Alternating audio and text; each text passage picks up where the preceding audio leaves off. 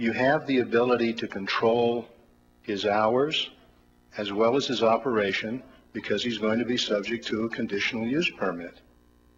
That's been very clear from the 3 or 4 years we've heard this issue. That being the case, there is a remedy for any problem that occurs. And to me, no reason to restrict this. This is a tourism issue. It is not going to create prostitution. We have prostitution. We know where it is. It's centered around the Lowe's Hotel. We know what it increases, and that's when we have conventions. But does anybody seriously want to close the Lowe's Hotel and stop having conventions? I don't think so. This is a very small operation, a very small issue, and I think that because it relates to tourism and because that is the basis of our economy in South Beach, I think you should go forward with this, monitor what happens, make it subject to the conditional use, which I believe it is, and then take whatever action is appropriate if it's necessary. But at least go forward with this and give him the chance to demonstrate that he will be a responsible operator. Thanks very much. Thank you, David. All right, let us go to Gary, followed by Tony. Hello there, my name is Gary Hunt. I live in the Middle Beach. I strongly urge you to vote against it. You have nothing to gain. This is not why tourists come to Miami Beach. You know, if the tourists want to make a package and come down from some city, they can easily go where it is illegal and allowed. You have nothing but problems that will be associated with it. I personally have a problem with the sign and the existence of his building, his business right across the street from the school. But I would never urge you to, and I would urge you strongly to vote against it, to allow alcohol sales is just going downhill. I thank you very much for your time. I have a very short. Thank you. Tony, followed by, we'll take this gentleman in the front row. My name is Tony Guerra, 835 West 40th Street, Miami Beach. If you give me the opportunity, I might extend more than 2 minutes. And the reason why I came here is if I can enlighten any, two groups that are here, some opposing and some in favor. I wish I can, if I may introduce myself, all of you know who I am, and many out there. If I may introduce myself to them so they know when I'm speaking, maybe I can give some clarity, and I think that I'm in a position where I can explain. I am in favor of giving them the liquor license under certain conditions, and if I may also explain, I too am a parent. My son goes to school at A to Z. He just turned yesterday, the 16th of March. He just turned 5 years old, and we're looking, his mother and I, to put him in South Point next year. So I do have the concerns of being a parent. I also used to be a resident up to December. I used to live really close by on Meridian and 15th, and I used to have a business on 1455 Washington, in which I used to walk to that area. What I'd like to share with some of the parents and students, they mentioned an issue about flyers and some kind of nudity and it being on the sidewalks. I too understand what they're saying, but I actually don't think it has any association to do with Leroy Griffith and Club Madonna. There are a lot of flyers out there. There isn't anyone doing a quality control on what the nightclubs and establishments are putting out on the streets. But I think we have to stick to the point that the flyers that are on the sidewalks getting to our children's hand have nothing to do with the issue and the matter that we have at hand. What I'd like to say is I also, and the reason why I came up here, and I've really stayed away from this issue, and I came here because I just bought a building, an establishment, the temple that's right next to the Marriott Hotel, which I'm opening up my own business with my partner. I've been fortunate to see in that area between 15th and 16th on Washington Avenue, both on the west side and the east side, the vagrants, I've seen the homeless, I've seen the drugs. There's an epidemic.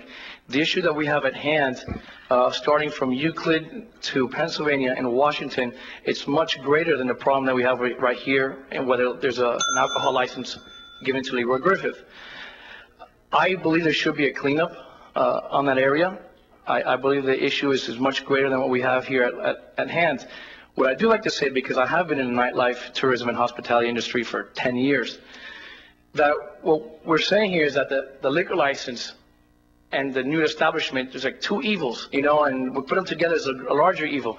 On the contrary, I see there's an opportunity here. If you give Leroy Griffith the liquor license, you're actually giving him the opportunity to compete in a very competitive market and do business properly. There are a lot of adult entertainment businesses in the city of Miami. They're gentlemen's club, and where the face of the establishment, you don't have the kind of posters or the signage that he has. There isn't the limousine with the women driving around the town, and I understand how that can offend some of the residents and the parents.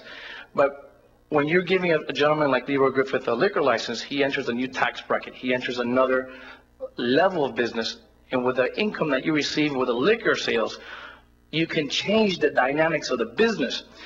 And after I met with Kevin Crowder for the economic development of the city of Miami Beach, and I know the issues that are going on in that block, actually, if Leroy Griffith, gets his conditional use permit and does have the liquor license, he can actually improve the east side of his block by doing business differently, not how he's doing business today. And by having a high-end establishment, you're going to bring in other businesses at that level who want to be adjacent to him. Because right now, the issue that we have at hand on the east side of Washington Avenue, it really isn't associated with him. And I have to tell you, I understand what the families and the students are saying, but as a business owner, and now I'm a neighbor, and I'm going to be indirectly affected by whatever the decision you make. But I'd like for everyone to look at the opportunity that if he is granted a liquor license with a conditional use permit, he can change the dynamics of his business. For tax dollars also, it's great for the city, for tourism, but also for the quality of life and the quality of businesses that area is attracting to that block. So I would really like, for everybody to consider that it actually could be a very positive thing for his license, because he will have he'll raise the quality of business on the street if done properly. And you can control the signage, control the kind of promotion, the marketing, so it doesn't offend the people and the public, but there's a way of marketing your establishment in a way where everyone can be happy. And that's all I have to say. Thank you very much for your comments. Yes, sir. Come on in. Welcome. David Domer and Commissioners. My name is Naveen Ramani, for the record. I represent the Miami Design Preservation League, and as you know, the League is all about maintaining history here in the city of Miami Beach, and which is what brought us all this prosperity in the first place. This school, Feinberg Fisher, is a 1920s historical masterpiece in the city of Miami Beach. And to have Club Madonna right opposite it is a striking contrast, let alone offering liquor licenses that may add to the character of the place. But I take deco tours, and talking about tourism, we have more tourists coming here to witness the beauty of our architectural district. And I would hate to have these wonderful tours that I conduct, and one fine day have happened to look on the opposite side and have like a drunkard. When I'm talking about the beauty of this beautiful 1920s landmark that this city has. So let's not pass this liquor license. Let's think about our kids for the future, and let's respect this beautiful school that is a significant piece of our history here. So let's be proud of it, and let's be proud of our children. And so that's all I'd like to say. You've heard enough, and I hope you will not pass this or allow this liquor license to be issued. Thank you. Thank you for your comments. Okay, anybody else on this side here? Taking care of that, let's move across here. Chris, did you want to speak? Come on up. And we'll follow that by Joe. Christina Labazetta, 465 Ocean Drive, board member of the Miami Design Preservation League. First, I have a question.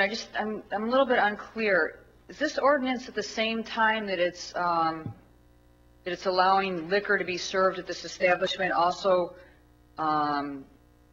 ratcheting up the establishment to allow lap dancing? Is that? Yes, it's in the ordinance. Okay. I don't see the advantage to anybody in the city for this. I mean, how does this benefit tourism, and what kind of tourism is it benefiting? Are tourists not going to come here because they can't get a drink and a lap dance when they see girls dancing? I mean, is that really going to have a negative effect on the city? I think the negative effect is it's going to loosen community standards and kind of crack open the door to more of these types of businesses in the city. It also might crack open the door to businesses that are existing bars to think about, if they're not doing well, oh, let's bring in nude entertainment. I don't think we want to create that kind of a district in South Beach. I don't think that's what we want here. It's not a quality of life issue. I think with buildings and with general quality of life issues, we want to control the development. I don't think that we just want to open the door to everything, saying everything's great for tourism. We want to think about the aspects of it. And I'm not understanding why this man needs a liquor license to compete. To compete with what? Isn't he the only establishment here? I mean, does he really need that to continue to operate as that type of a business? I really urge you not to pass this ordinance. I think it would be a very negative thing for the city of Miami Beach. Thank you. Joe? Joe, next to you, did you want to speak, ma'am, as well, next to Joe? Following, okay, come on up, Joe. Welcome. Mayor, Commissioners, my name is Joe Valari. I live at 240 Collins Avenue. Everybody knows what's at 136 Collins Avenue. I'm going back a little in history and time. 11 years ago, I was just nodding acquaintances with people in my neighborhood. Maybe I didn't even nod to them. But all of a sudden, September 1994, yeah, 94, we all were woken up and startled and shocked and everything else with all the noise and carousing and banging of windows and everything because amnesia opened up. Now all of the neighbors got together. We haven't been able to do a damn thing, but we're together. So I think you should vote in favor for this. I'll repeat what I said. I think you should vote in favor for this. Because right now, Mr. Griffith has the only one and only. And that's what we were told in 1994. This is only one and only because they're grandfathered. And they're a restaurant. They're not a restaurant, but they're still operating. And they're still keeping us up at night. Noise after noise. Now, this Madonna will not, if you pass this, will not be the only one. In fact, I think someone 2 speakers ago alluded to his having a new place coming up right near there. And if you get the license to Mr. Griffin, I think you're going to have another license application. But so, go ahead, vote for it. In 12 years, I'll come back and say, I told you so. Okay. That's it. Thank you, Joe. Under the 3 minutes. Thank you. Good evening, Judy Clayton. I just wanted to put a little different twist on this. I did call the Tampa Mayor, Dick Greco. A lot of the mayors in the different cities are working against lap dancing, trying to get rid of it from their city as we speak.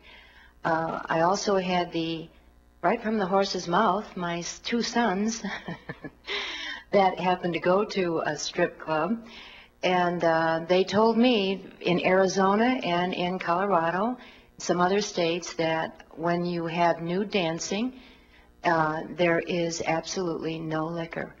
If other states and other cities are doing that, I think we need to take a lesson from that. Thanks. Thank you, ma'am. Okay, Jane spoke this morning. Donna spoke this morning as well. Okay. We got you on record. It's okay. It's okay. Everybody gets one bite. Let's go. Frank, you didn't speak this morning on this matter. No, I just asked. Okay. Frank Del Vecchio, 301 Ocean Drive. There are 6 pages of regulations in your ordinance, a lot of them on regulating the sale of alcoholic beverages, the location and the use that can take place. That's Chapter 6 of your ordinance. It's a good chapter, and it shows how important community standards are in regulating sale of alcoholic beverages. We know a lot of reasons for that to the public. What happens in private is something separate, but this is a commercial use, and we know that entrepreneurs will go to the limits of what they can do. Now, The purpose section of your ordinance